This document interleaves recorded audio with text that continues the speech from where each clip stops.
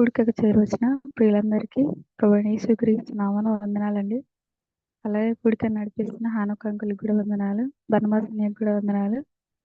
నా పేరు హెప్సిబా. నిన్నటి దినాన ప్రభు కృపను బట్టి మాకు సెమిస్టర్ రిజల్ట్స్ వచ్చాయి.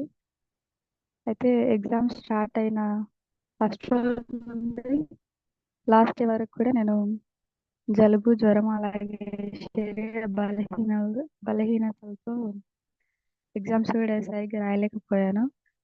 అయితే నేను అనుకున్నాను ఈసారి రిజల్ట్స్ ఇంకా ఎక్కువ ఎక్స్‌పెక్ట్ చేయకూడదు. ఇంకా జస్ట్ పాస్ అవుతానేమో లేదా ఇంకేమైనా జరగొచ్చేమో అని. అయితే హైదరాబాద్ కాన్ఫరెన్స్‌కి వచ్చే విషయంలో కూడా అపవాది అనేక శోధనలు కలుగజేశాడు. ప్రభు కృపను బట్టి నేను అక్కడికి రాగలిగాను. అక్కడ అన్న చెప్పారనమాట, మీరు నమ్మండి అద్భుత కార్యాలు చూస్తారని. అయితే అక్కడ ప్రభు నాకు అద్భుత కార్యం చేశాడు. అక్కడ కూడా నేను రిజల్ట్స్ విషయమై ప్రార్థించాను. జాబ్ విషయమై మెయిన్‌గా ప్రార్థించాను. అయితే రిజల్ట్స్ విషయం కూడా అక్కడ జ్ఞాపకం చేసుకున్నాననమాట.